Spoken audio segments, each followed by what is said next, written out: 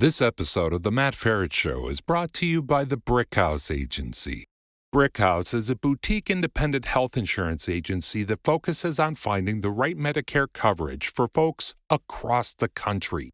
Matt's wife, Nikki, is the heart behind Brickhouse. She's great at making confusing things clear and is passionate about helping people find a Medicare insurance policy that suits their individual needs.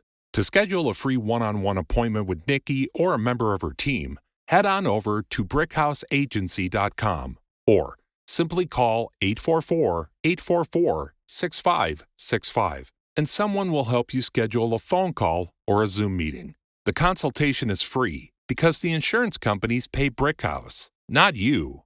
There's never any pressure or obligation to enroll. Your clearer, simpler Medicare journey is just a call or click away. BrickhouseAgency.com. Not affiliated with or endorsed by the government or federal Medicare program. Contacting Brickhouse Agency, LLC will direct you to a licensed insurance agent. Hello everyone, this is Matt Feret, author of Prepare for Medicare and Prepare for Social Security Insiders Guidebooks and online course training series. Welcome to another episode of The Matt Feret Show, where I interview insiders and experts to help light a path to successful living in midlife, retirement, and beyond.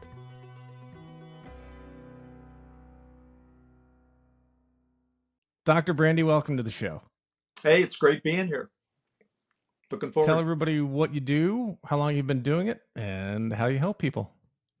Well, I had a plastic surgery slash anti-aging center slash med spa for 40 years. We were one of the highest ranked med spas in the country. We're actually ranked number 6 in the country by Allergan. We had over 100 employees. And back about 3.5 years ago, we had a venture capital group come in and they offered us some money to sell it.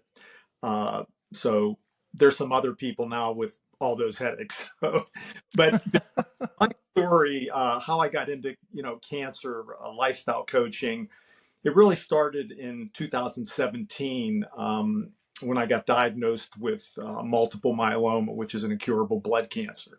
And it actually started, the whole story actually started 2 months before that. My wife and I were on a Viking cruise, went across the Atlantic. And because I have an anti-aging center, I've always been interested in health and nutrition. I've read well over 300 books on the topic. And I pulled up my Kindle the first day we were on vacation, and a book popped up called How Not to Die by Michael Greger. I don't know if you've ever read it before, but if anybody's ever seen the hardback, it's literally about 2 inches thick. And about half of it, an inch of it, are scientific references. And being a medical doctor, that was the thing that really intrigued me about this book. I started reading it, and what the science was showing over and over again was that cultures and research cohort groups that ate more plant-based had much lower incidence of cancer, cardiovascular disease, dementia, diabetes, all-cause mortality. So 2 days into this cruise, I told my wife, I said, Trina, I'm going to start eating whole food plant-based. And she thought I was totally out of my mind. Cruise, you have all this meat and dairy and these desserts. And but I made on a cruise, right? That's the worst time to pick. I know. So from that day on, that was mid-September 2017, I've been eating whole food plant-based. So I got home, and I remember the first week that I got back, it was the last week of September. I was in surgery, and I felt a little pop in my right shoulder.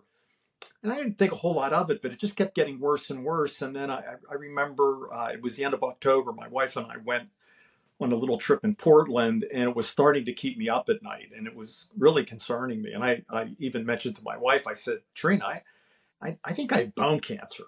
And she said, so you get just a pain in your shoulder. Yeah, it was felt a pop when you were working. It was in my clavicle, and okay.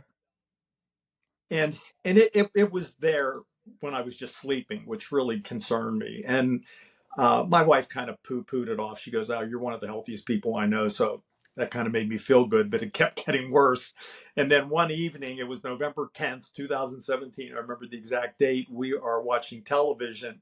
I accidentally knocked over a container of water. I lunged for it, and my clavicle just cracked right in half. Ooh. And it was painful as heck. And I can't even tell you how like surprised I was and shocked by the pain.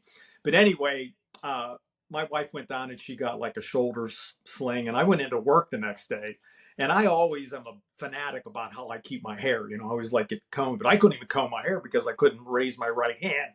So I walk into my surgery department the next day, and I'm supposed to see reviews, and my staff is like shocked. I'm coming in, I'm all like disheveled, I'm in a sling, and they said, "Man, you need to get an X-ray." So I got an X-ray at the urgent care center, and it was completely displaced.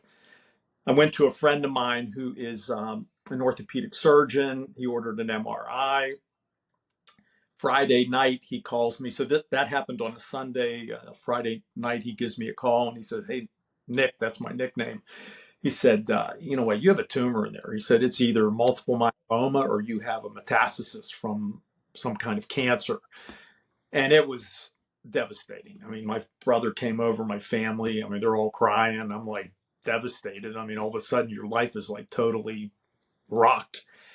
And then thankfully, a really good friend of mine who's a plastic surgeon, he came in and he took over my cases. From that point forward, and he still is working there. At the skin center. So, Yeah. but what happened at that point was that I had to see an oncologist, and they did all these tests, CAT scans and blood tests, biopsies, and they came up with this diagnosis of multiple myeloma. And it's a type IgA kappa. And if you go on the internet, you'll see that there's three basic types of multiple myeloma. There's IgA, IgM, and IgG. IgA is the most aggressive, and that's the kind that I had. So my oncologist wanted to put me on a triple regimen of three different medications. Two were oral, and then one I would have to go in every week and get a shot into my abdomen. It's called Velcade. It's a proteasome inhibitor. And the more I read about it, it was like almost everybody that got this injection got a severe peripheral neuropathy to the point where it could affect my hand coordination. Oh, that's kind of important for a Yeah, surgeon. surgeon, something I was concerned with. The other thing, remember, I had already been eating whole food plant-based for 2 months at this point, and I was 100% sure that was going to help me. So I told the doctor, I said, "Listen, I'll do the two oral medications. I'm not doing the Velcade." And he was super upset with me. I mean, he just did not think I was going to be able to get into a complete remission just on these two oral medications. So at that point, I went into a deep dive into the scientific literature. I was studying like 3 to 4 hours every day. I just wanted to find out, every lifestyle change I could do, every supplement I could possibly take. And I was really gaining a lot of knowledge. And as I was doing that, I was getting monthly blood work, and my numbers just kept coming down and down and down. And then by 6 months, I was in a complete remission. And to say the least, my oncologist was shocked because he didn't even think I was going to get into it. And Really? then be in a complete remission in 6 months. I mean, he was flabbergasted, and he was very happy that I got to that point. But I continued to study, and then a year after I was diagnosed, I decided I was going to give a lecture at one of the hotels in Pittsburgh because I really wanted to share all this knowledge. So I rented a hotel room. Fortunately, a woman that I know, she did a lot of interviews with me from one of the local TV stations. She called me and said, it was right around New Year's, and she said, "Hey, could you do a story, about your whole situation?" And I said, "Hey, it's kind of worked out pretty well because I have this lecture coming up. You can maybe promote it at the same time." So we talked a lot about diet and all the things that I was doing. And I had 125 people show up for this lecture. I was figuring maybe 50 would show up. And we were bringing chairs from the restaurant and everywhere we could find them.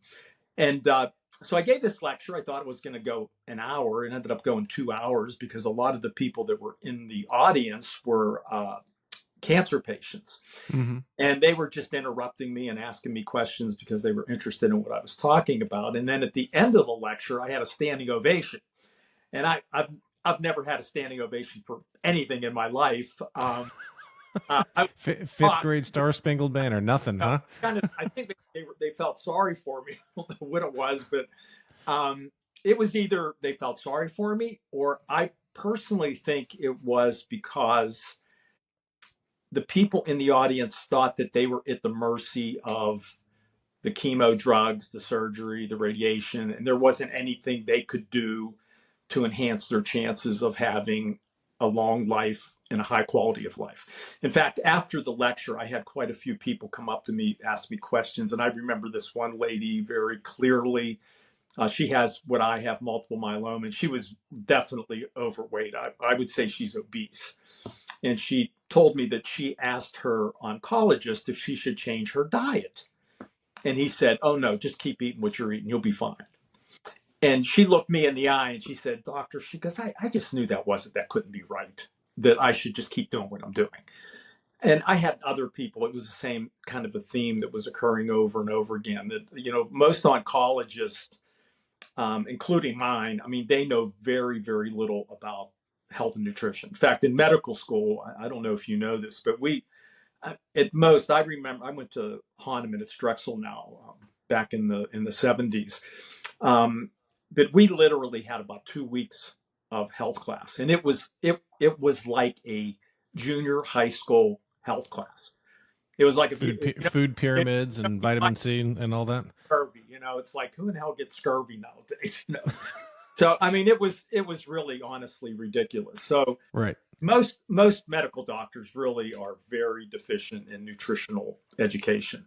So I think because they don't know anything about it, they just kind of stay away from them because they don't even know what the heck to even recommend to patients. So, but from that point, I had such like a interest in what I was doing. I started to have monthly meetings at one of my med spas, and I used to cram like 100 people into this. I used to invite speakers coming in, and it was really quite a neat thing that was happening. And then COVID hit, and then we had to kind of end all that. But as that was going on, people started asking me, "Hey, when are you going to write a book? You have all this knowledge." And that's when I decided to write a book. I started it. In fact, I hired a writing coach, and I had written a book before. It took me 2 years to write.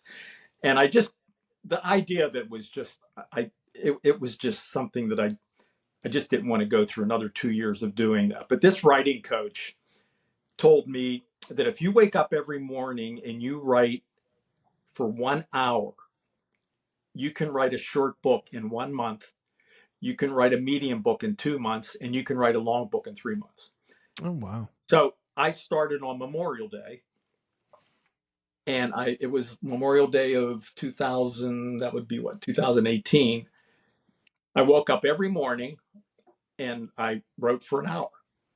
And I would, obviously I have to do research and so forth in between, scientific articles and so forth. Right. On Labor Day, I was done. Oh, The wow. first week of November, I had it on Amazon, and the second week of November, I had a book launch. So it just shows you that if you want to write a book, if you just put your head to it, and you just like wake up every morning and you're consistent, you can really get through a book pretty quickly, as long as you have the knowledge, in the back of your head. So Right. at that point, I remember going on long walks and like typing passages on, like when an idea hit me, I would type to myself over and over and over, and then come back. And so it's kind of not just sitting down necessarily and writing, but it was definitely punching out, text and emails to myself, and then going back. So I get what you're saying. An hour a day, part probably. of it too, just like I would just throw stuff on the computer. It wasn't like it perfect. And then I would go back the next day and I would just like kind of clean it up and then, go to the next part and so forth. But a lot of it, getting the stuff on the paper. And then at that point, I had developed a website, and that thing's gotten really pretty prolific. I have a shopping cart and all kind of things on it now. And and I do a lot of virtual consultations for patients and 24/7 coaching.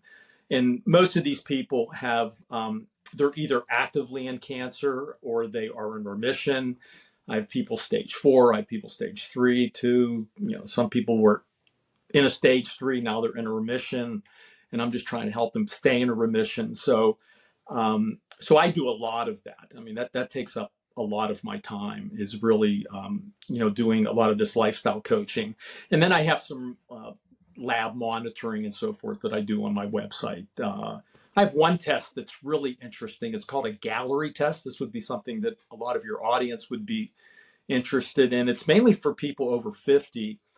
It's called a liquid biopsy, and it actually detects 50 cancers that your other routine testing can't pick up. For instance, we have breast cancer monitor, we have colon screening, things of that nature. You can do X-rays, for lung, you can for cervix, you can do Pap smears.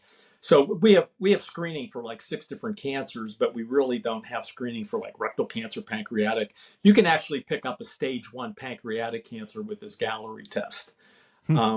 where in normal situations when somebody has pancreatic cancer, they almost always pick them up at a stage 3 or 4 Right, because I've read that. floating organ, so it really doesn't press on anything until it gets pretty advanced. That's why most people don't really have any symptoms until they're into like a stage 3 or 4. So that's one of the beauties of that test. That's something that I offer on my website. So what did you, when you were doing all this and you were, I mean, you're a doc, right? You've been in the community for a long time, and then you had I mean, you didn't even know what was going on, but you knew it wasn't good. Yeah. And you, and then you had, the background and the knowledge at your fingertips, and you went on a, not only it's kind of a discovery tour for yourself, Right. but also sounds like because you're just interested in it. I mean, not only to save your own life, but like, okay, so what else other than just getting nasty chemo, and multiple times and just sitting there gritting and bear it. What were the overall themes? You mentioned plant-based. That's how you started. What are some of the overall themes that you found that are in your mind true, that everyone can take? I mean, are we talking things like you must take the ground up horn of of a rhinoceros specifically from the Western Sahara, or is it like, no, what, avoid this and you should eat this many? I mean, what did you find in general that Well, every human being that you've run across that science backed should do? one thing that I always refer to, because if you go on social media, there's always these battles: vegan versus Oh carnivore, yeah. paleo. I mean, it really starts getting like totally bizarre. But I always kind of go back to the blue zones. I I don't was going to ask know you about those. Yep. Dan Buettner's book, but if you look at the people that live the longest, and he's really dedicated about 20 years of his life to this. There's like Sardinia, Icaria, Greece, Nicoya, and Costa Rica, uh, Okinawa, and then I always like to use Loma Linda because it's in the United States. It's in Mm-hmm. California, and that's where a lot of the Seventh-day Adventists live. But if you just look at Loma Linda, women live about 10 years longer than their American counterparts, and men actually live 14 years longer on average. But they primarily eat plant-based. And in the Adventist religion, you'll find some people that are totally plant-based. Then you'll see some that are like pescatarian. So that's where a lot of the good studies come, because they have really excellent records of all of these people, and they can kind of compare, vegans to vegetarians to pescatarians, and then kind of see what the health outcomes are. And what they find consistently is that those that eat more plant-based have much lower incidence of cancer, cardiovascular disease, dementia, really all-cause mortality. So some of the really good studies come out of that, the Adventist studies that are performed in Loma Linda. Um, but I always, ask people that are into all of these arguments and so forth. I said, are there any countries in the world that have long-lived people that eat meat all day? I mean, it just it just doesn't happen. It's and the people in the blue zones, it's about 90 to 95% plant-based on average. They eat meat about the size of a deck of cards, usually a piece of fish, might be once or twice a week. It's kind of a condiment rather than, like in the United States, you put a big steak on there and you throw like maybe some corn on the side or something. Right. But for my cancer patients, I do strongly recommend a totally whole food plant-based diet. I mean, when you're battling cancer, I really try to get them to at least eat plant strong, but if they can, go more whole food plant-based. And it's really not hard today. If you go on the internet or Instagram, there are so many talented cooks that have these incredible recipes. In fact, my Yeah. wife has become an amazing vegan cook. And our diet is it's more delicious and more varied than ever. I mean, it's just, we just have a ball even with our meals. Like every morning, my wife actually makes sourdough bread. That's like her hobby nowadays. Um, but but I do think whole food plant based is important, and the reason that it is that plant foods have these chemicals called phytonutrients, and we know there's over 100,000 of them in plant foods. I heard a podcast by Jed Fahey. He's one of the premier experts on phytonutrients, and he actually feels there's over 5 million in edible plants. We've only studied about 150 of them, but when we study them, they consistently have very powerful anti-cancer activity, anti-inflammatory activity, and they have this amazing ability to affect your epigenetics. So you have your genes, but the way that you eat can definitely affect the way that your genes are expressed. For example, Dean Ornish did a landmark study on prostate cancer. It was a really interesting study. It was back in 2005. It was in the Journal of Urology. And he took 93 men and he broke them into two different groups. One group ate a whole food plant-based diet. The other group was a standard American diet. And they looked at their PSA level, which is the biomarker for prostate cancer. So after a year, the people that were eating whole food plant-based, their PSAs came down 4%. And the group that was eating the standard American diet actually went up 6%. And then they looked at the epigenetic expression. And Elizabeth Blackburn, who is a Nobel Prize winner, was part of that study. And they found that there were 48 good genes that were upregulated, and there were 453 bad genes that were downregulated. So that means the bad genes were made to act better, and the good genes were actually made to act even better than they were before. So it has this amazing ability, these phytonutrients, to not only fight cancer, and they fight cancer in many ways. I have them all documented in my book, Beat Back Cancer Naturally. I mean, they fragment DNA, they can affect cell signaling, they can disrupt the DNA synthesis of the cancer cell at various stages of cell division.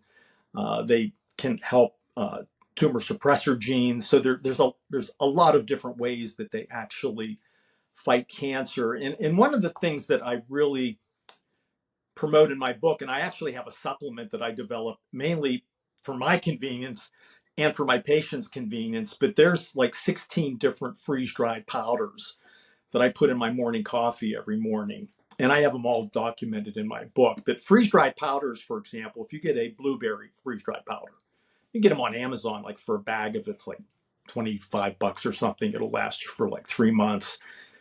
A bag of freeze-dried blueberry powder, if you eat 1 gram, it's like eating 50 grams of blueberries.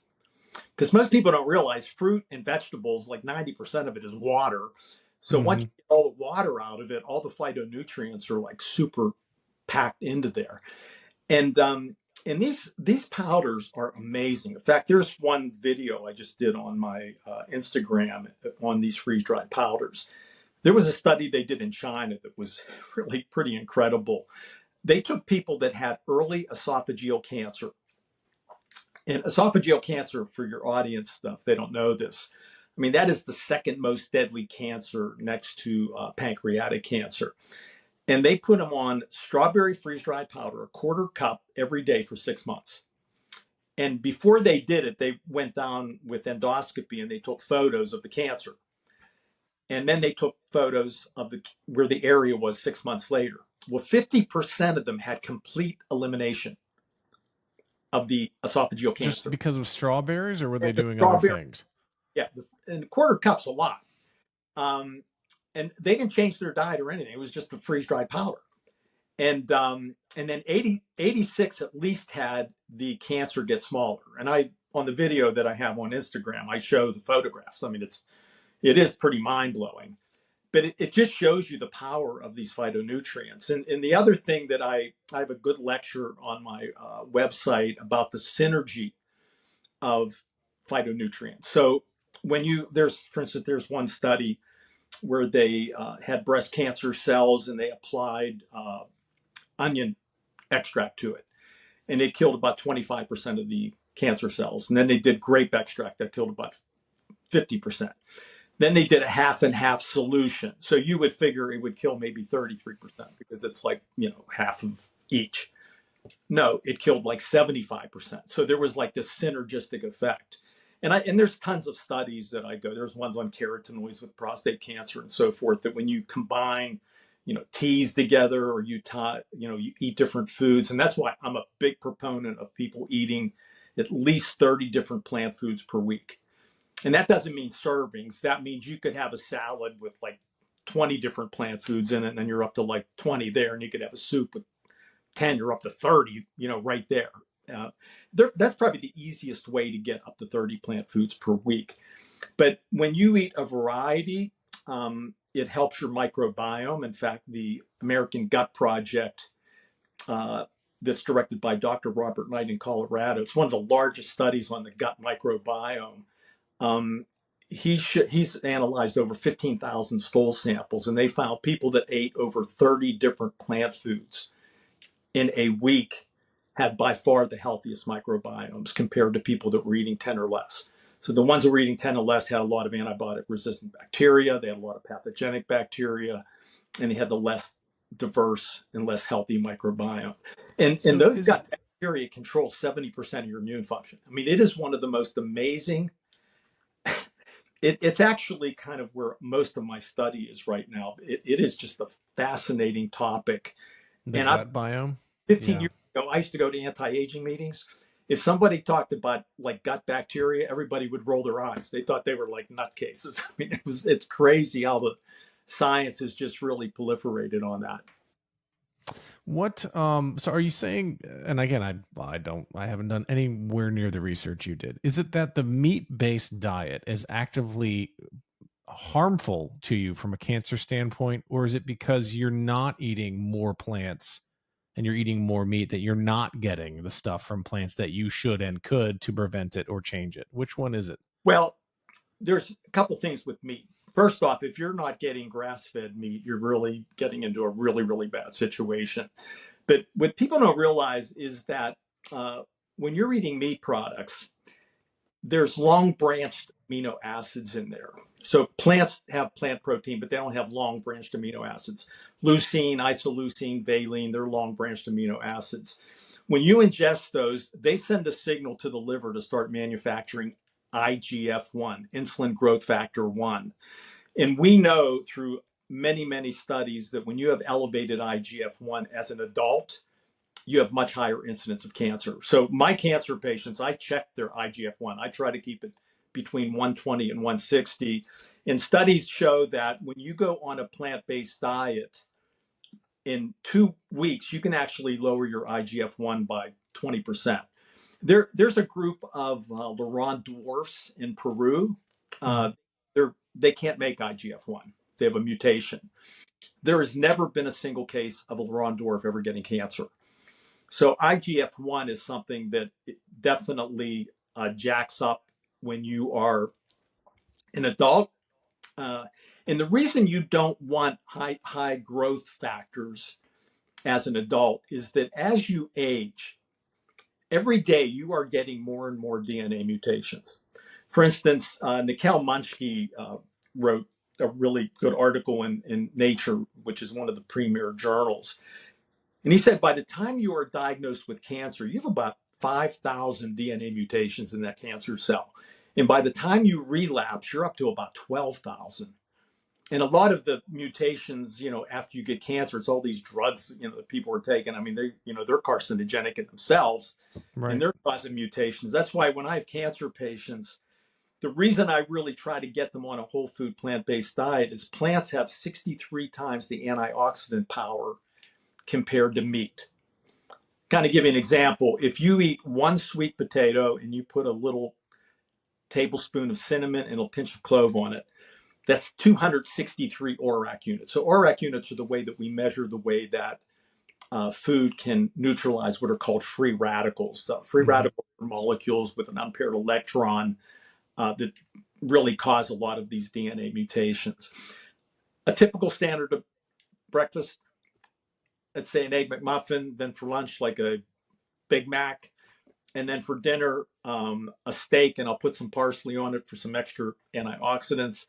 The whole day, you have 44 ORAC units, and that sweet potato had 263 ORAC units, just the one potato. And then I kind of show, I have kind of a graphic that shows like 5 different American breakfasts, and the highest one has like 33 ORAC units. And then this one smoothie has like 1,500 ORAC units, just to kind of show you. So especially when you're a cancer patient, but even if you're not, you don't want to get cancer, you want to have as many ORAC units fighting free radical damage in your body, because that's what creates the DNA mutations that eventually screw up what are called your proto-oncogenes. They become oncogenes, and then they kind of make these cancers get more aggressive, spread, metastasize, and that's really what ends up killing you. So that is why I really try. And the other thing that meat does is it jacks up your mTOR. mTOR is another growth factor. It's a protein kinase. And many studies show that when you jack up your mTOR, you increase your cancer activity. For instance, It's called the mTOR, M, like the letter yeah, M, T-O-R. it's little m, capital T, capital O, capital R. But they've actually done really interesting studies with rodents that had colon cancer. And a normal feeding for a rodent is about 21% protein. The colon cancer just keeps rolling along at 21%. They jack them down to 4%. All of a sudden, the cancer goes into remission. They jack them back up to 21%. The cancer starts going crazy. They take them down to 4%. Just that protein alone. Just the protein alone. Yeah.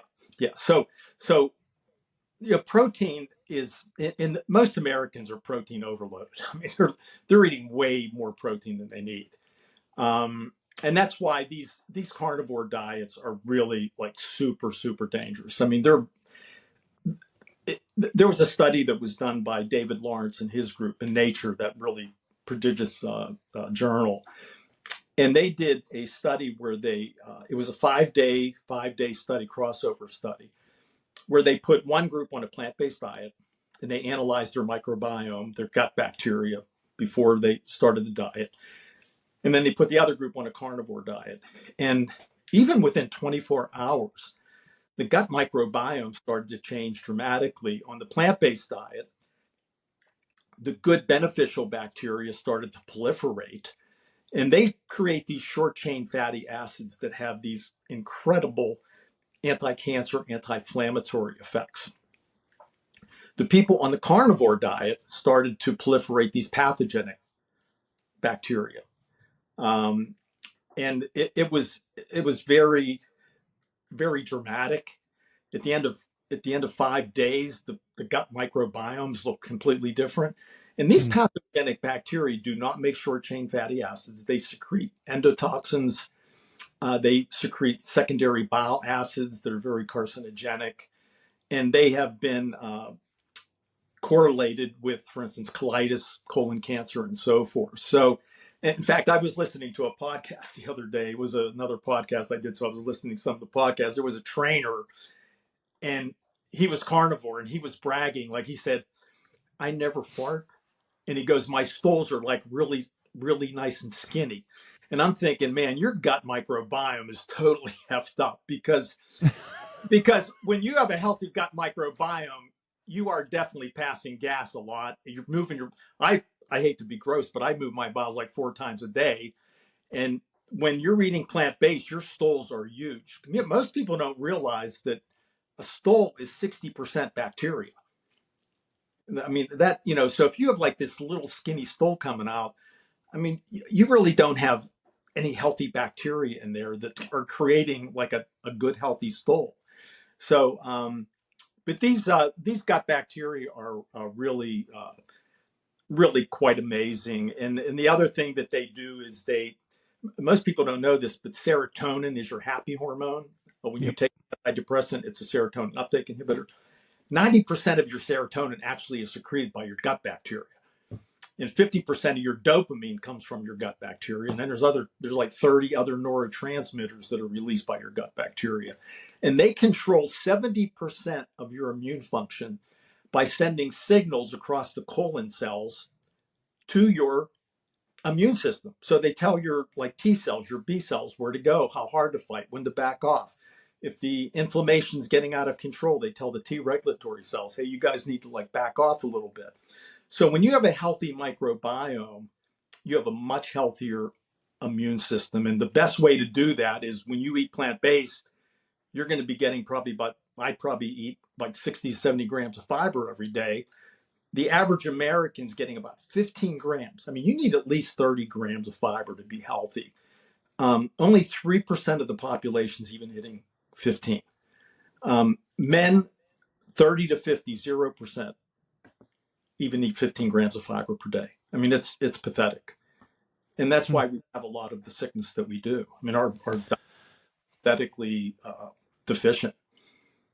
I've read, and I'm sure a lot of people do, and listen to podcasts, right, about people and all sorts of diets. In fact, I had one person was like, "Don't use the word diet, because diet's a bad word." But eating in different ways. But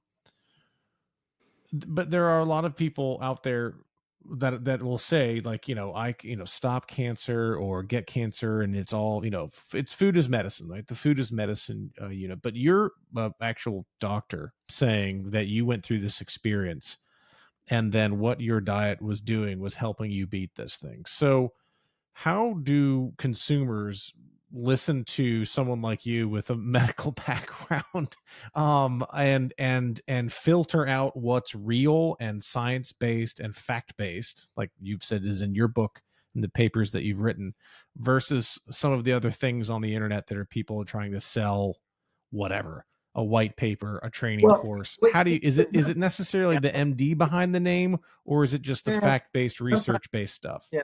So like there's an MD out there, carnivore MD, and he's big into carnivore. And here's what you can do. There's so many articles out there today. For instance, in 2001, the Journal of the American Dietetic Association, they did a article comparing whole grains and cancer. Like, what effect did it have? Yeah. They went through the whole entire scientific literature. There were 45 articles at that point. 43 out of the 45 proved that it had a positive effect on cancer. In other words, it fought cancer. Now, 2 of them didn't show that. So somebody like the carnivore MD, he'll pick out those 2 articles and put them on his social media. Oh, look at whole grains have a negative effect on cancer. Where if you looked at each of the individual cancers, like 6 out of 6 showed it had a positive effect against breast cancer, 10 out of 10 against colon cancer. I mean, there was no question that when you looked at this meta-analysis that whole grains had a positive effect on cancer. So the problem is there's so many articles out there, and if you study any topic, if there's 30 articles out there, you're going to have maybe 5 that show one thing and then 25. You have to look at the preponderance of evidence. That's basically what I try to do. I look at the preponderance of what the science is showing, and I study this stuff like 2 hours every day. I'm in PubMed constantly, and if you look at my videos, I mean, every one of them, I have a lot of articles in there, a lot of evidence based, because you really need to show people the evidence, of what you're talking about and why it's true. The other thing about this whole diet thing, when people start getting arguments about that, I just go to the fiber. Like I just say, let's not talk about diet. Let's just talk about fiber. This Because as soon fiber. as you start talking about that, these carnivores start mumbling and they like, they don't know what to say because there's no fiber and they're deficient in fiber. These keto diets are deficient in fiber. These carnivore diets, paleo diets, they tell people not to eat whole grains, not to eat legumes. That's the healthiest, the longest lived people in the world. Legumes are their staple, and they tell people not to eat legumes and whole grains. And you can only eat so many fruits, and you can only eat so many different kind of vegetables. Like I told you, you need to eat as many different types of fruits, vegetables, whole grains, nuts, seeds, and spices as you can. The more variety, the healthier your microbiome and the healthier you're going to be. And if you want to eat some meat here and there, it's not a problem, but it shouldn't be the basis of your diet. It should be a condiment and not the priority. Yeah, I don't know that I could do 100% plant-based. I don't know that if there's a nice business meeting or something and someone says, let's go to a nice steakhouse and get a 4-ounce filet. Not sure I'm going to be able to. Just being honest, Doc.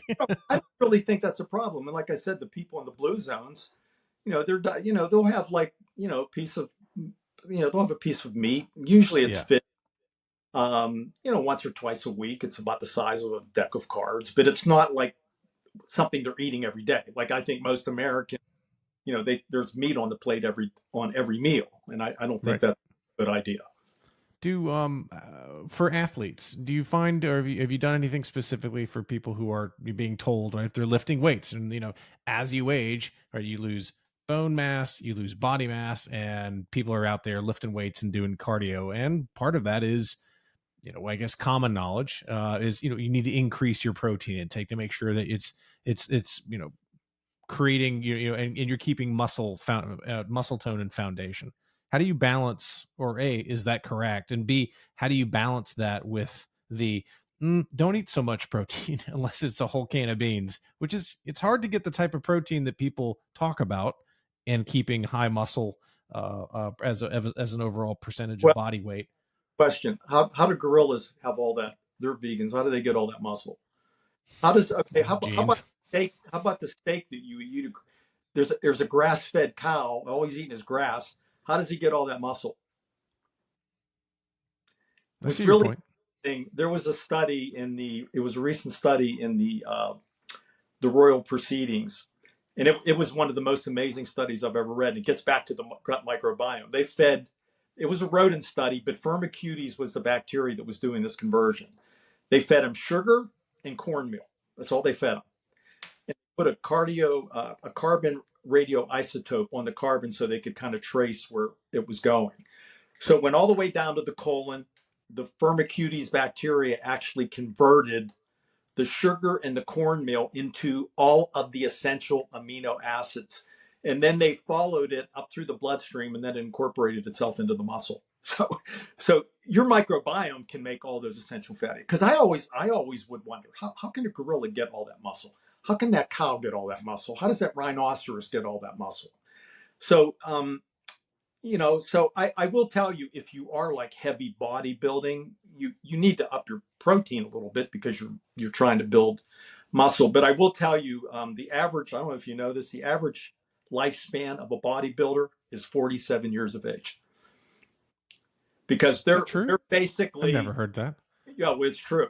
Wow. And what they're doing is they're aging, they're getting DNA mutations, they're taking all these growth stimulators.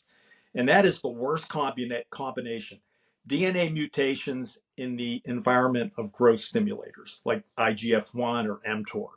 So these guys jack up, like whey protein, for example. That's loaded with leucine, which is a long-branched amino acid. So that definitely mTOR activity. Don't use those. So don't use whey protein. Is that what you're telling me? No, I don't recommend any whey protein. Like I have my patients do plant, if they want to do protein, I have them do a plant protein powder. And there's a ton of them out there. One I usually recommend, it's called So Clean, So Lean. It's a really good protein powder. But if you want to do it, that's what I would use. But I think most people are definitely protein overloaded. I think they're eating way too much protein. Huh. By the way, I just looked this up on Google. I mean, did you think I used Bing? I didn't use Bing. I used Google.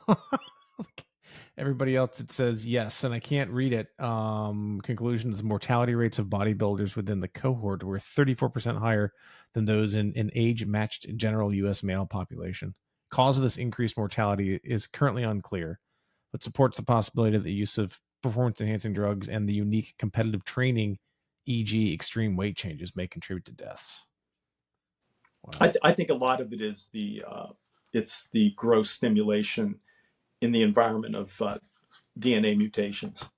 Yep. And Possible liver damage, hyperlipidemia, cardiovascular effects. oh yeah, yeah. Well, Yeah. that's All right. like carnivore diet, like the carnivore MD. He was on Joe Rogan. He was bragging that his LDL cholesterol was like 535. He was bragging about it. I mean, my LDL was 64. When you're under 70, you are actually reversing atherosclerosis. Like I try to get all my patients' LDLs under 70. The problem with the way that our LDLs are normalized is it's based on the population. So if the average person has an LDL of like 120 in the United States, that if you have 120, you are definitely have progressive atherosclerosis. In fact, I don't know if you ever heard these studies, but they did studies on the American soldiers in the Korean War and the Vietnamese War. And on average, when they did autopsies on these men, 45 to 55% of them already had advanced atherosclerosis. And then there Yeah. was, Yeah. I think I read like, something newer than that too about the Iraq War veterans as well. yeah, yeah, and like teenagers in auto accidents. I mean, they've done autopsies on them, and about 30% already have fairly advanced atherosclerosis. So it's something that if you have an LDL of 120, it's definitely progressive. You got to get that thing under 70. And I will tell you, most people that go plant based, they will get their LDLs under 70 even without any kind of statin or anything like that. So it's something like myself.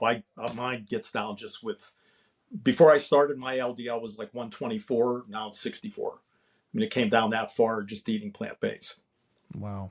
How long does this take us? So if I'm sitting here thinking, I don't want cancer, or I'm currently in cancer treatment, and I know it's not a cure-all, right? You can't just have cancer and then try to, and cancer is different. Like you have three different types that you mentioned, just in one particular Right. type of cancer.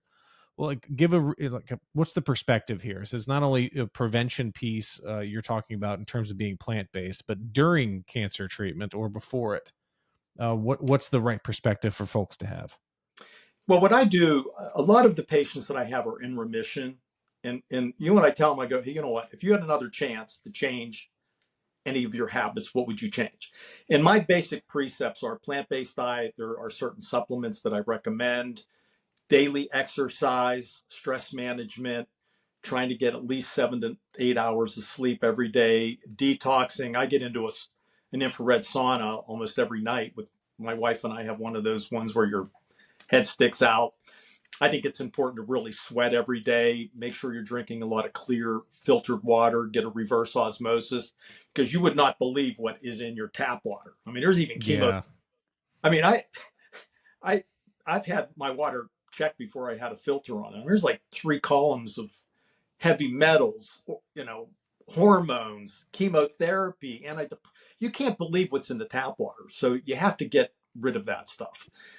And I tell people to maybe run an air filter like in their bedroom because there's a lot of stuff that we breathe even through the whole day. But it's basically following the precepts I have in my book. I mean, there's like the 5 that I just mentioned. The whole food plant-based diet, exercise is really important. There's certain supplements that I recommend, and getting good stress management, getting good sleep, detoxing, and then gut microbiome enhancement. I mean, that's kind of like my program.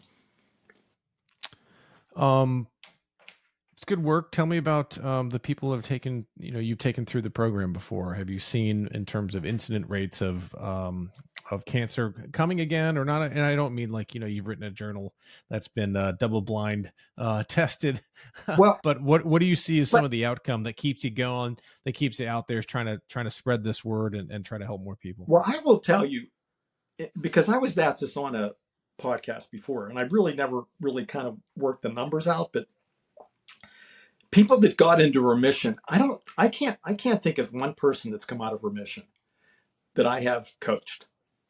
Now I have people like right now, I have some people in stage 4, pancreatic. I mean, they're all I'm trying to do with those people is if I can help them live another 6 months, a year with a higher quality of life.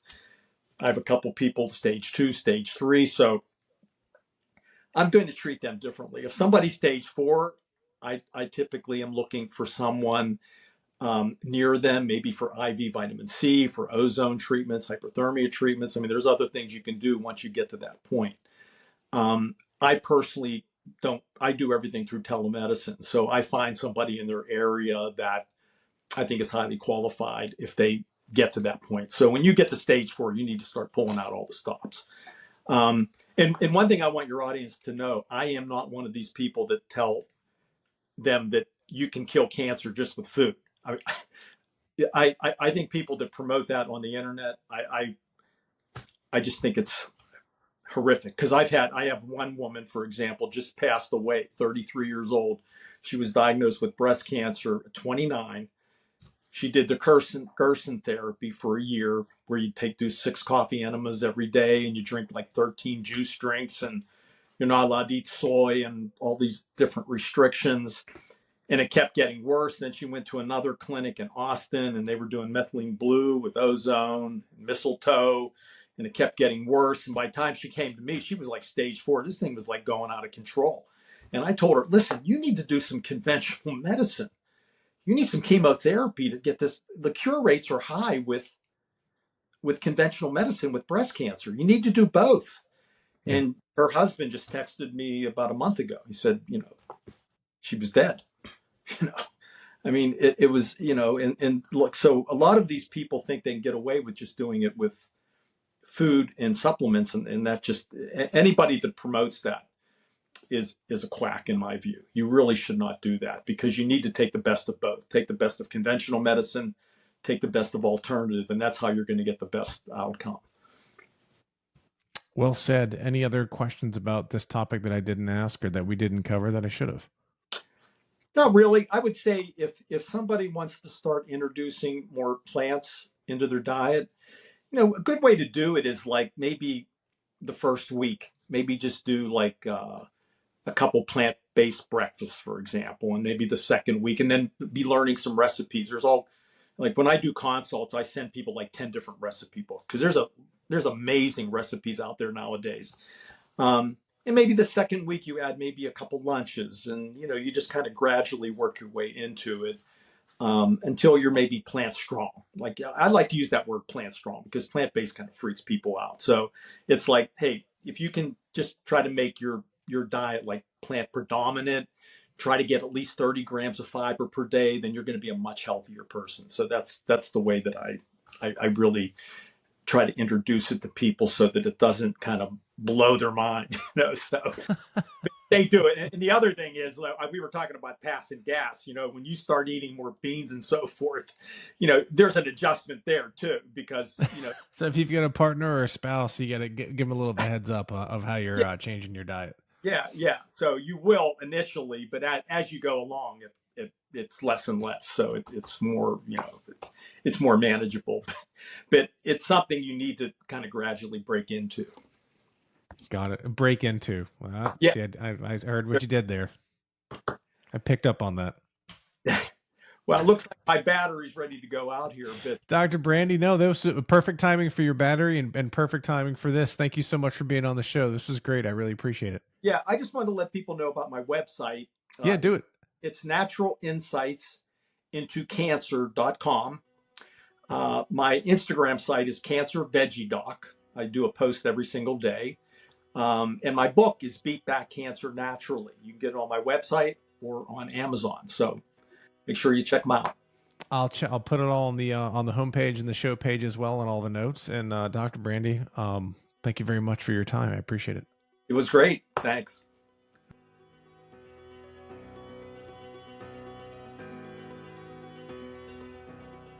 The Matt Feret Show, related content, publications, and MF Media LLC is in no way associated, endorsed, or authorized by any governmental agency, including the Social Security Administration, the Department of Health and Human Services, or the Centers for Medicare and Medicaid Services. The Matt Feret Show is in no way associated with, authorized, approved, endorsed, nor in any way affiliated with any company, trademark names, or other marks mentioned or referenced in or on The Matt Feret Show. Any such mention is for purpose of reference only. Any advice, generalized statistics, or opinions expressed are strictly those of the host and guests of The Matt Feret Show. Although every effort has been made to ensure the contents of The Matt Feret Show and related content are correct and complete, laws and regulations change quickly and often. The ideas and opinions expressed on The Matt Feret Show aren't meant to replace the sage advice of healthcare, insurance, financial planning, accounting, or legal professionals. You are responsible for your financial decisions. It is your sole responsibility to independently evaluate the accuracy, correctness, or completeness of the content, services, and products of, and associated with, The Matt Feret Show, MF Media LLC, and any related content or publications. The thoughts and opinions expressed on The Matt Feret Show are those of the host and The Matt Feret Show guests only, and are not the thoughts and opinions of any current or former employer of the host or guests of The Matt Feret Show, nor is The Matt Feret Show made by, on behalf of, or endorsed or approved by any current or former employer of the host or guests of The Matt Feret Show.